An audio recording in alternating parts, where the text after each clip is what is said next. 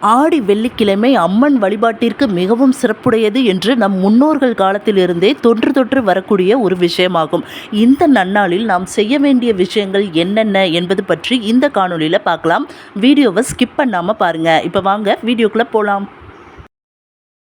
முதல் விஷயம், காலையில் சீக்கிரம் எழுந்து குளித்து வீட்டை சுத்தம் செய்து வாசலில் கோலமிடுங்கள். அந்த கோலத்தின் நடுவே மஞ்சள் மற்றும் குங்குமம் இடுங்கள்.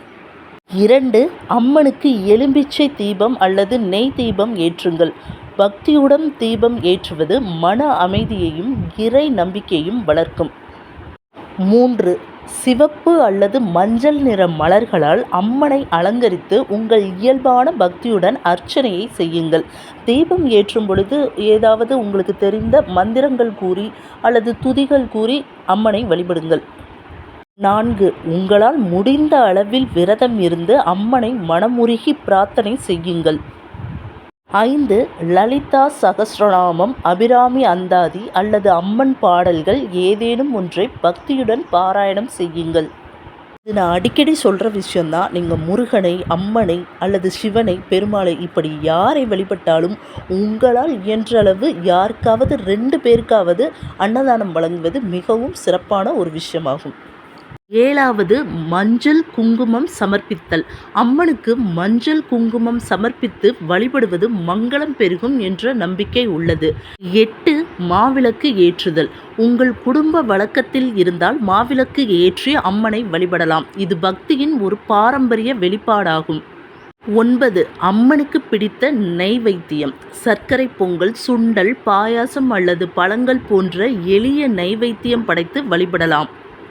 10. பெண்களுக்கு தாம்பூலம் வழங்குதல். வசதிக்கு ஏற்றபடி சுமங்கலி பெண்களுக்கு மஞ்சள், குங்குமம், வெற்றிலை பாக்கு போன்ற தாம்பூலம் வழங்குவது பல இடங்களில் கடைபிடிக்கப்படும் ஒரு வழக்கம். உங்களால் முடிந்தால் நீங்களும் கட்டாயம் அதை செய்யுங்கள். 11. கோவிலுக்கு செல்வது. அருகில் உள்ள அம்மன் கோவிலுக்கு சென்று அமைதியாக தரிசனம் செய்து ஒரு இடத்தில் அமர்ந்து பிரார்த்தனை செய்யலாம். 12.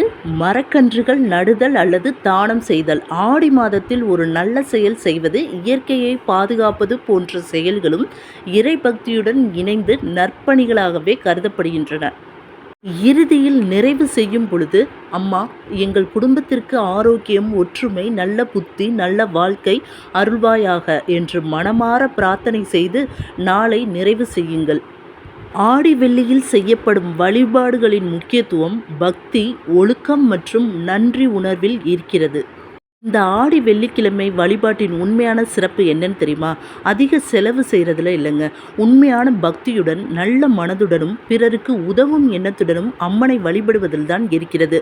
உங்களால் இதில் எதுவுமே செய்ய முடியலை அப்படின்னா பக்கத்தில் இருக்க அம்மன் கோவிலுக்கு சென்று உங்களால் இயந்தது அம்மனுக்கு பூ கட்டி கொடுப்பது அல்லது அந்த கோவிலை சுத்தம் செய்வது, இந்த மாதிரி ஏதாவது சிறு வேலைகள் செய்தாலும் நிச்சயமாக உங்களுக்கு அம்மனோட ஆசி கிட்டும். அம்மனின் அருளால் உங்களின் நியாயமான பிரார்த்தனைகள் நிறைவடைய என்னுடைய வாழ்த்துக்கள்.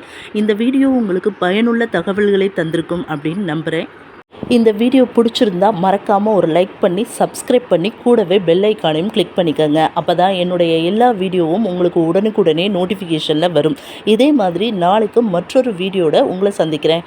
தேங்க்ஸ் ஃபார் வாட்சிங்.